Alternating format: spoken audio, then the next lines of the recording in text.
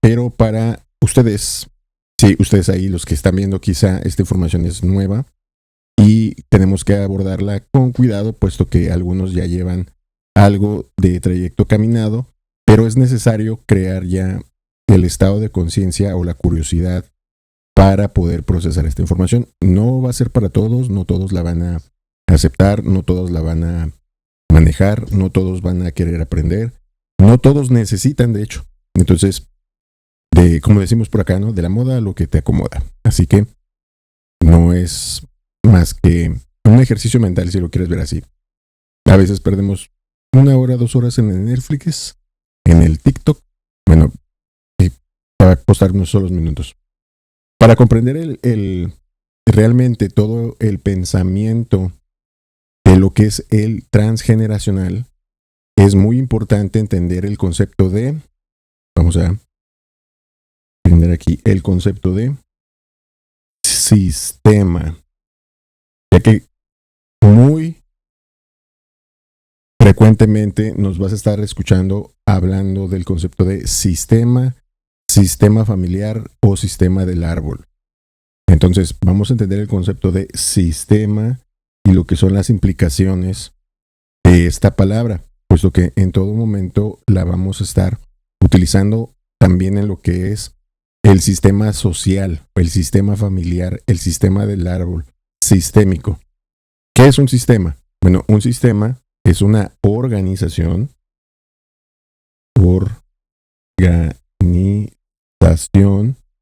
es una organización de cualquier tipo, en la cual sus miembros tienen una conexión entre ellos.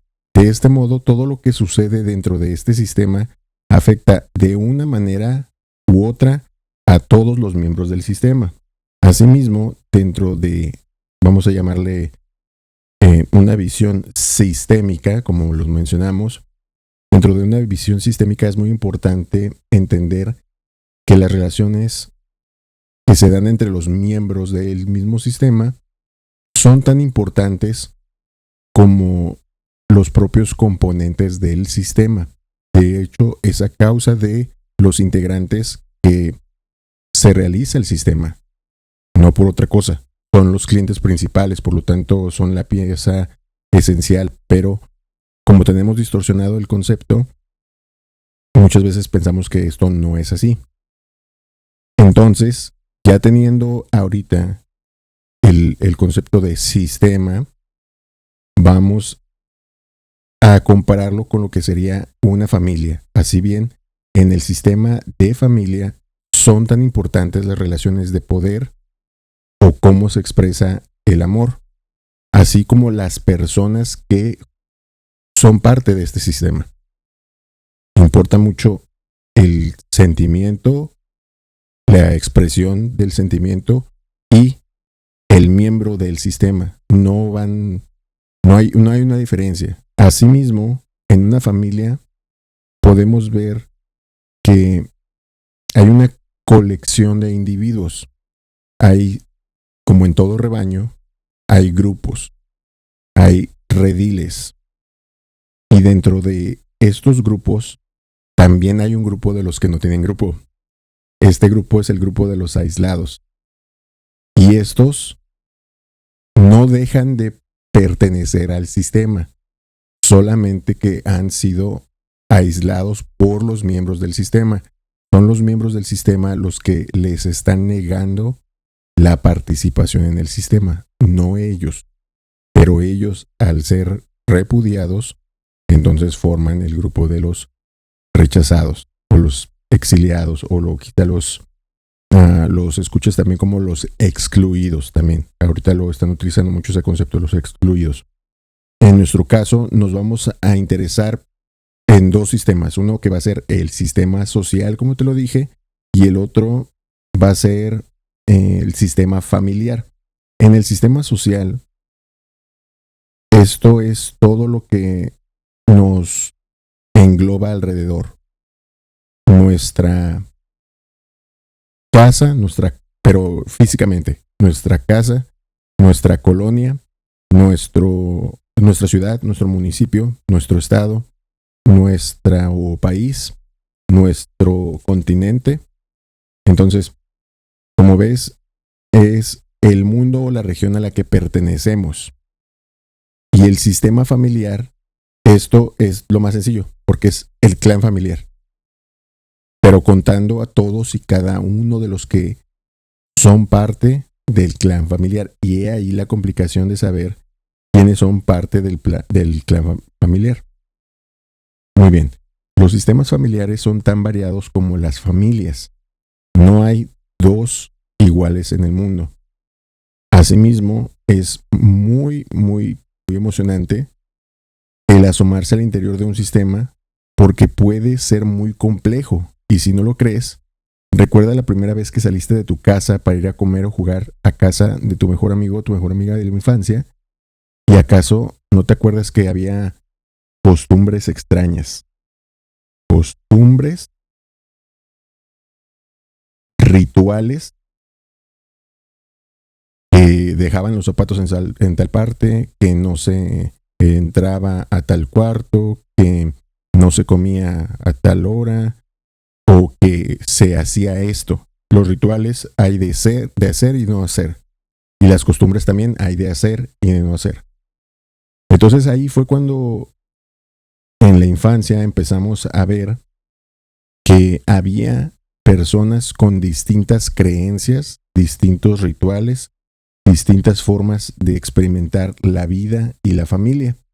Entonces, cuando empezamos ya a tener una socialización con otras personas, con otros niños, con otros adultos también, nos empezamos a cuestionar lo que para nosotros nos parecía una realidad, lo que parecía la normalidad.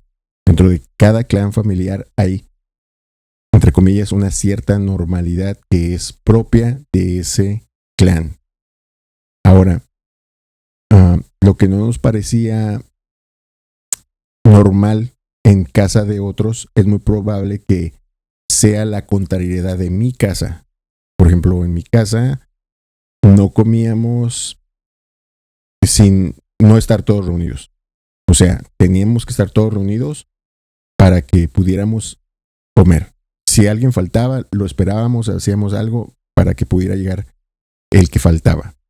Hay otros donde todos comen a diferentes horas mientras coman. De ahí en adelante no importa la convivencia, ¿no? O dependiendo de la costumbre o el ritual. Ahora, a medida que nos asomamos cada vez más al mundo de las familias, vamos descubriendo que hay familias donde lo que impera es el amor. Hay otros donde impera la comprensión, otros el habla. Hay otros donde no se habla, donde solamente se vive. Hay algunos donde hay familias muy flexibles. Recuerdo en mi caso la familia de un señor que tenía su esposa y puras hijas. No tenía ningún varón. Tenía puras hijas, tenía como 7 hijas. Y el señor estaba en búsqueda de tener un varón, pero jamás lo pudo tener. Entonces vivió su vida familiar con el clan de sus hijas, pero a todas las hijas las involucró en cuestiones o en acciones o en que se involucraran los hombres. El señor era albañil y las muchachas aprendieron la albañilería. Las muchachas jugaban fútbol con nosotros y su esposa, señora, no se le iba ni un balón. Estaba, o sea, entonces comprendimos que hay sistemas en donde solamente hay mujeres, donde solamente hay hombres, donde en algunos sistemas la mujer es la que domina, la empoderada. Hay otros en donde es el hombre, hay otros donde son compartidos. Hay algunos en donde dominan las profesiones, en otros donde domina la ignorancia también, desgraciadamente. Los hay clanes de artistas, de médicos, de enfermos también de médicos, y también los hay donde todos se enferman de todo, ¿no? Y dentro del pensamiento psicogenealógico, que es lo que aquí quiero que empieces a enfocar tu mente, Dentro del sistema del pensamiento psicogenealógico es importante entender el significado de nudo sistémico. Vamos a, por si quieres tomar ahí notas, nudo sistémico. El nudo sistémico prácticamente es un conflicto no resuelto. Ok, el nudo sistémico es un conflicto no resuelto en alguna parte del árbol familiar. En pocas palabras, es aquello que no se solucionó en el árbol familiar sin importar el punto en donde está. Porque recordemos, estamos hablando de cuestiones psicogenealógicas. En la psicología no hay una distinción entre la realidad física como tal de la realidad mental. Para la mente en sí no existe el concepto de tiempo para la existencia. Existe el paso del tiempo como existe la línea de la entropía. Pero para la psicogenealogía no existe como tal la cuestión de la división del tiempo. Bueno, entonces, si tenemos en cuenta que muchas veces, y mientras más vayamos regresando en el árbol familiar, nuestros antepasados no contaron con medios para poder resolver sus conflictos. Por ejemplo, si tú ahorita hicieras una llamada a uno de tus tatarabuelos y le platicaras tu día, bueno, en primer lugar diría, ¿no? ¿Qué es esta cosa endemoniada que un cuadrito aquí que le aparecen lucecitas? Porque no tendría idea de lo que es un teléfono celular.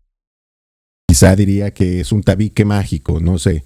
Y bajo este concepto diría, en el tabique mágico ahí vive alguien, porque ahí me habla alguien.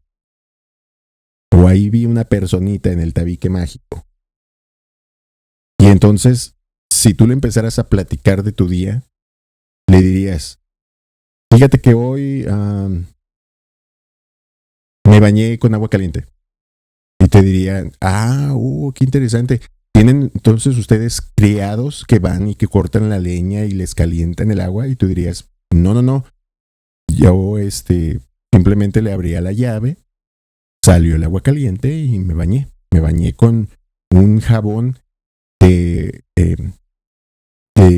gardenias, de olor de gardenias. Y te dirían tus familiares del pasado, o sea, tienes entonces criados que van y que cortan las gardenias, las muelen, las procesan, te hacen el aceite y te lo dan. Y tú dirías, no, simplemente fui a la tienda y agarré un jabón y me lo llevé a la casa. ¿A la tienda? ¿Qué es eso de la tienda? Sí, pues un mercado. Fui a un mercado a comprar el jabón. ¿Y cuántos días fue tu viaje? No fue de días, fue de minutos. ¿Cómo que de minutos?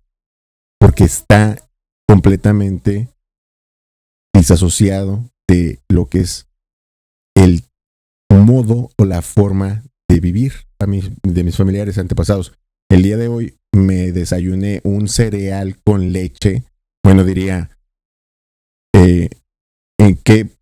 ¿cómo me fue en la cosecha? Porque pensaría quizá que yo sí seguiría sembrando el cereal como lo hacían ellos. Y me diría, ¿cuántas vacas tienes?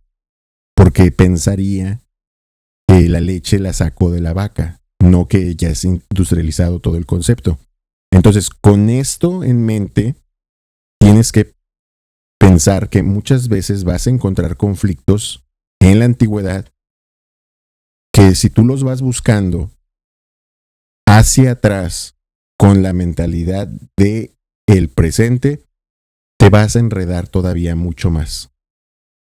Te vas a hacer, pero si ya de por sí estás tratando de trabajar un nudo, te vas a enredar más dentro de ese nudo, porque tienes que regresar con la mentalidad de ese antepasado. Más debes de considerar que no existe una división de tiempo. Yo sé que es complicado, pero sígueme. Vamos a ir a resolver el conflicto, que ese conflicto, al no ser solucionado, se hereda, se pasa a la siguiente generación como una especie de advertencia. Porque una vez me preguntaron, me preguntó esta muchacha, ¿cuál sería el sentido de heredar un conflicto a mis familiares si para mí sería más consciente dejarles una solución? Bueno, la solución se pasa también dentro de lo que es la genética. Pero en la epigenética, en lo que vas a activar tanto en cuerpo y mente, se pasa el conflicto. ¿Por qué? Porque las soluciones vienen como un consejo, pero lo que son los conflictos vienen como instrucciones para poder sobrellevar el conflicto. Recordemos que conflicto en el pasado, aunque sea muy sencillo, a algunos les pudo haber costado la vida, como el no tener, no sé, acceso a agua potable. Y para nosotros ahorita es pero tan común tener agua potable que no nos enfermamos porque no tenemos que ir a tomar el agua que cayó de la lluvia en un charco a 2 días, que ya tiene lama, que ya tiene moho, y así tomarla, porque ni siquiera sabíamos que vivían microorganismos dentro del agua y había que hervirla. Entonces, algo tan sencillo como tomar un vaso de agua enlamada pudo haber matado a uno de nuestros antepasados. O igual, estaba pensando en un ejemplo y se me acaba de ir ahorita de la mente, pero digamos que también encontrarnos con un animal salvaje. Convivían los seres humanos con los animales de carga o las bestias salvajes. Entonces, un día, al tatarabuelo, mientras estaba arreglando algo en la granja, llegó el toro y ¡pum!, lo cornó. Entonces, desde ese momento, el testigo o el sobreviviente, el que presencia la situación, graba de manera involuntaria, pero como protección, esa información para pasarla a la siguiente generación. No es que te la hereda directamente el abuelo, pero todos somos parte del sistema. ¿Te das cuenta cómo entonces aquí ya empieza a embonar la información? Como todos somos parte del sistema, lo que experimenta uno le afecta al otro. Lo que me pasa a mí lo va a grabar o lo va a mantener en el archivo el otro familiar. Y eso lo pasan como una manera de protegernos como especie. Porque para el sistema somos uno solo. Porque somos espejos. Lo que yo te doy, recibo. Entonces, yo te tengo que empoderar para empoderarme. Pero te empodero en la forma en que me empodero. Porque recuerda que la ley dice que es al prójimo como a ti mismo. Yo no puedo dar lo que no tengo. Y tampoco recibir lo que ni siquiera sé que necesito. Entonces tenemos que hacer mucho análisis mental. Dentro del pensamiento sistémico, en el mundo transgeneracional, no es raro entonces que todos carguemos algo aparentemente sencillo, pero que nos ha costado generaciones tan siquiera el considerarlo, porque mientras más va pasando la línea de la entropía, vamos olvidando cosas y vamos disasociándonos del concepto de vida del pasado. Nuestra normalidad no es la normalidad de nuestros antepasados y por lo tanto podemos caer en confusión o en falta de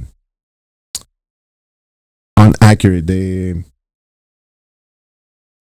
de certeza sobre cuál es el conflicto. Una gripa te podía matar hace generaciones atrás. Un dolor de cabeza. Imagínate que le dijeras a tu familiar, a tu antepasado, me dolió durante el día un poco la cabeza porque estaba en el sol, pero después fui a la casa y me tomé unas aspirinas. Y te diría, ¿eres brujo o qué? Porque te hiciste una curación y solamente los curanderos son los que lo hacen. Entonces, ¿tú eres curandero, eres brujo? No, solamente me tomé unas pastillas. ¿Unas qué? Así de sencillo.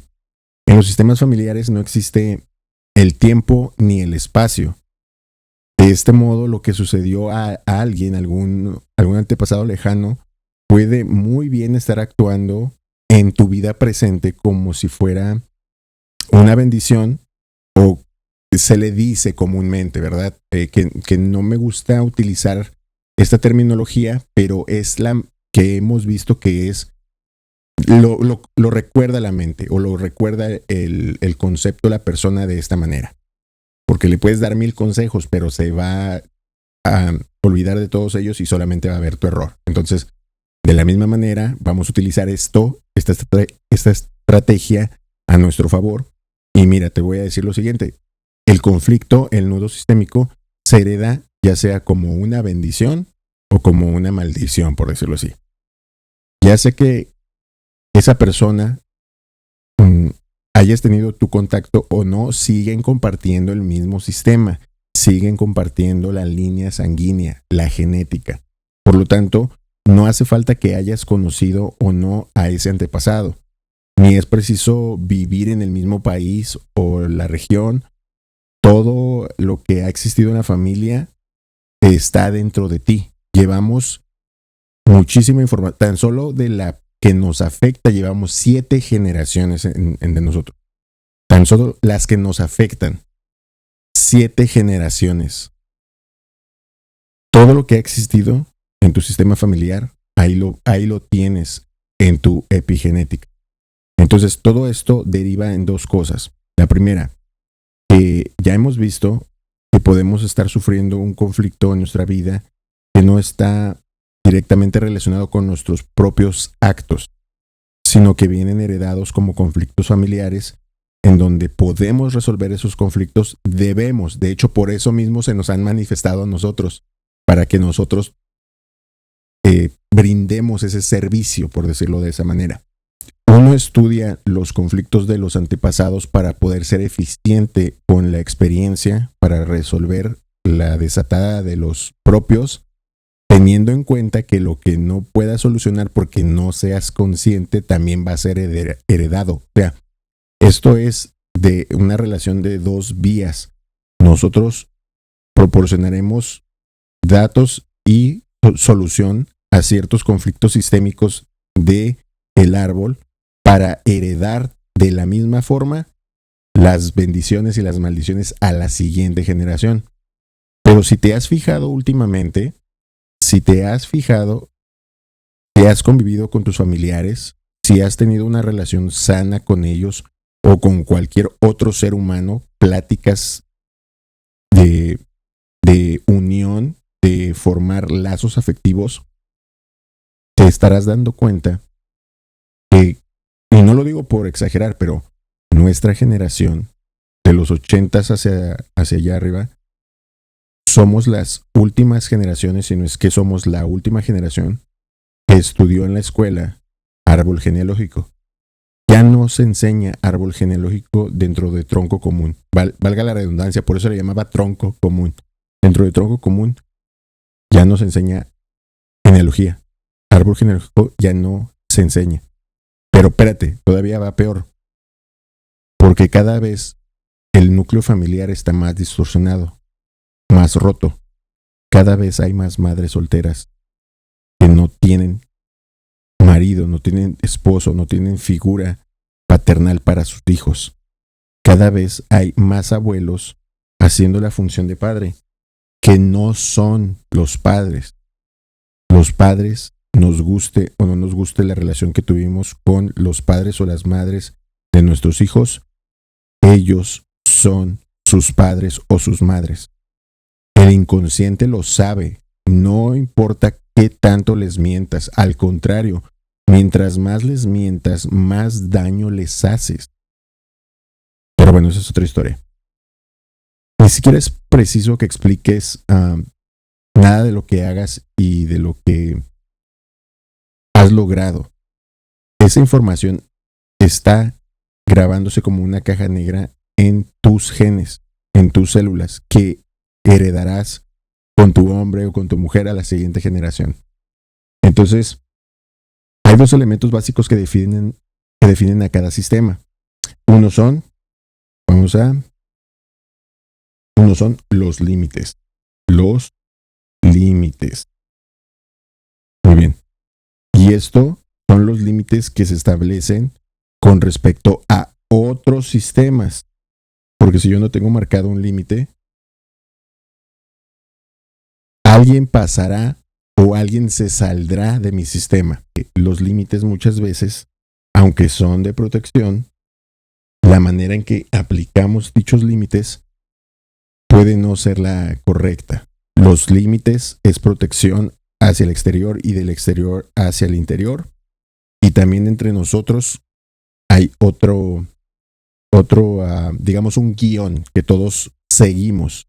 Hay una costumbre que todos los miembros de ese clan que heredamos del sistema seguimos como identificador de ese clan, de ese sistema.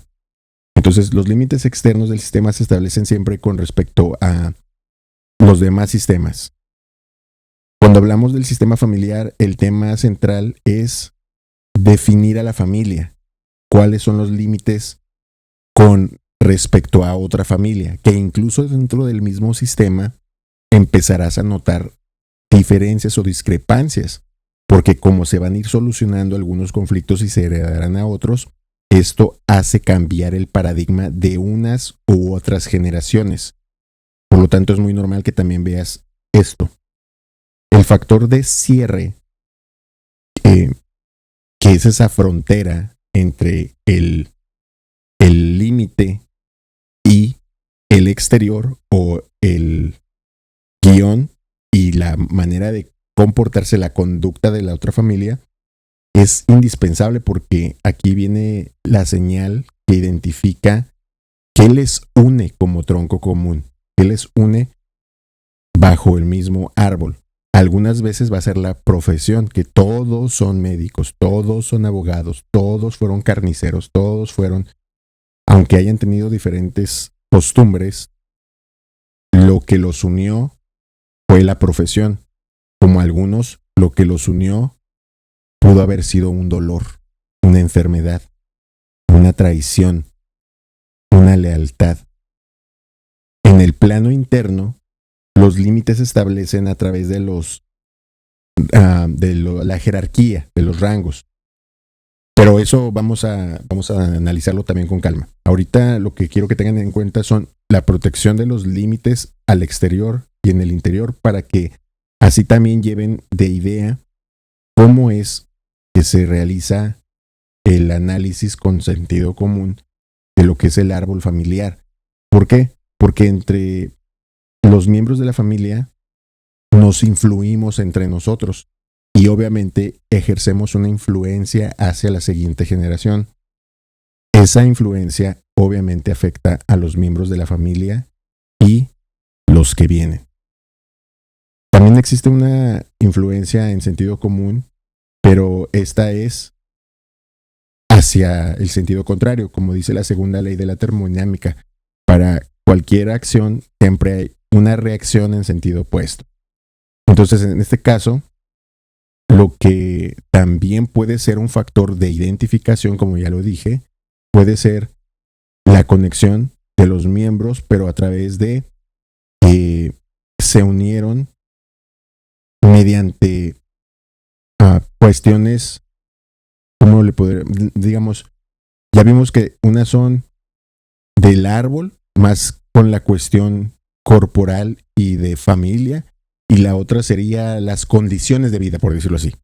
Las condiciones naturales y las condiciones ambientales, porque es a través de las condiciones ambientales y el esfuerzo físico que se activan los genes, se activan o se apagan dichos genes que nos hacen tener o perder ciertas características. Por ejemplo, no es lo mismo vivir el estrés que me genera mi mamá, mi papá, porque ahí los tengo, que vivir en desesperación y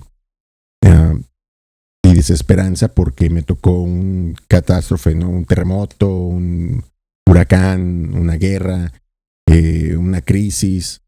Entonces, esta influencia en sentido contrario viene desde la familia al sistema social, puesto que toda sociedad está formada por individuos que han ayudado a crecer a otros individuos. Como te dije, ¿no? La influencia que tenemos los unos con los otros. Debemos también estar al pendiente, como representante que eres del árbol, de tratar de entender qué tipo de ramas son cada uno, porque todos somos una rama del árbol. Cada extremidad representa un individuo. Ahora, ningún árbol genealógico puede subsistir sin el injerto de nuevas ramas. Esto en la botánica es una estrategia muy común para hacer crecer los árboles o para poder trasplantar árboles. Todas las familias, sin excepción, tienen, digamos, ramas injertadas, que aunque son ramas injertadas, las hemos tomado y son parte del sistema. Que esas socialmente no se habla de ellas, aunque afectivamente sí las tenemos en cuenta. En esto tenemos que pensar, por ejemplo, en los hijos adoptados. También, como tenemos que pensar en el sentido contrario, las víctimas de mi clan. Tendemos a asociarnos, como siempre, en balance, los abusadores y los abusados. Yo sé que te va a costar un poquito quizá analizarlo y comprenderlo. Hay que quitar mucho prejuicio, pero tu tía, la que tenía el marido golpeador, que tú dijiste, ese señor no es mi tío, pues sí es tu tío. Y no solamente es tu tío, sino que influye en tu árbol como tú influyes en el suyo. Por lo tanto, ustedes están más unidos de lo que te puedas imaginar. Y ya sea que ellos te consideren como bendición o como maldición, esa es otra cosa. Pero debes de aprender que en el aspecto psicogenealógico del sistema, ustedes son parte del mismo sistema. Así que si estás experimentándolo en este momento, ve tratando de solucionar el asunto, o por lo menos compórtate con dignidad, honor, respeto y amor ante otro ser humano. Pero, te guste o no te guste la idea, los abusadores y las víctimas son parte del mismo sistema. Así nos adoptamos entre unos y otros. Y también literalmente adoptar a los sin hogar, que también forman parte y formamos parte de manera contraria a el sistema de aquel que abandonó. Por lo tanto, verás que de repente en algunas generaciones pasa algo aparentemente excepcional, el rompimiento de la norma. Pero cuando empiezas a considerar e investigar estos casos con esta mentalidad, entonces te darás cuenta que las personas que entran a la familia a través de la unión con los individuos que ya forman parte de ella, que ya están ahí, mi tía, por ejemplo, aportan nuevas ideas, formas diferentes de ver la vida, de hacer las cosas, malos ejemplos. Es que todo esto suma, inclusive aunque sea un mal ejemplo, te ha dado una lección, te ha dado un mal ejemplo para no seguir por ese camino. Todas las cosas obran para bien. Entonces, en el plano biológico, cada vínculo que tengo con alguien externo, eso también aporta carga genética, biológicamente genética, carga diferente, pero también epigenética y mental también. Muchas veces no encontramos al familiar enfermo, pero estamos buscando en el árbol contrario. Tendremos que tener siempre en cuenta esto, de un lado y del otro, arriba y abajo. Si yo vengo buscando, tendré que buscar hacia adentro para llegar afuera y hacia las orillas para poder abrazar el interior. desde el punto de vista del sistema, la persona que se une a este árbol, en primer término, suele parecer como un elemento extraño. O sea, quizá volvamos al ejemplo, ¿no? Quizá el tío, pues, tiene problemas de conducta, quizá es alcohólico, quizá dependiente de sustancia. Anyways, parece un elemento muy extraño. Si lo miramos desde una mirada muy superficial, parece que no perteneciera aquí. Pero si lo miramos desde el punto de vista del otro sistema que viene a unirse al nuestro, pues también nosotros somos unos extraños para ellos. Porque la normalidad de ellos es la anormalidad mía y viceversa. Entonces, siempre habrá conexión entre elementos extraños. Muchas veces esas combinaciones tan explosivas o tan picantes es lo que forma conexiones entre generaciones. Salta a veces o es el vínculo que por esto continuó la generación. De lo contrario, si no hubiera llegado el tío loco que sonsacaba a la tía, no hubiera tenido primos. Porque la tía ya se iba a quedar ahí, o no sé. O si mi mamá no le hubiera sonsacado a mi papá, no nazco. Si mi abuelo no hubiera sido de tal conducta, si no hubiera sido quizá tan estricto, no se la roba mi papá a mi mamá. Se la tuvo que robar para sacarla de esa rigidez. Pero te das cuenta cómo estas cuestiones ayudan de manera involuntaria a desarrollar ciertas características, ciertas actitudes y ciertos conflictos para que las familias se desarrollen. Por lo tanto, en todo caso, aunque el árbol parezca cerrado en sí mismo, es imposible, por utilizar una palabra, que el árbol se cierre, que sea impermeable, que no permita la apertura. Inclusive entre más extraño, cabe la posibilidad de que haya más curiosidad de otros para integrar. Quizá el árbol no se reproduce de manera normal, dando fruto, pero sí se le pueden añadir muchas ramas. Entonces, como ves, aunque parezca como algo inverosímil, la recepción de estas ramas, la inclusión de alguien nuevo en el clan, resulta en que, bueno, se genera un conflicto, pero lo querramos o no, este siempre terminará con guerra, a regañadientes, de manera involuntaria, siendo parte del sistema. Por lo tanto, solamente, digamos, es bueno buscar a las familias que, digamos así, se extinguieron, porque también ha llegado a pasar. ¿Qué es lo que los llevó a ya no procrear? ¿Qué conflicto los llevó?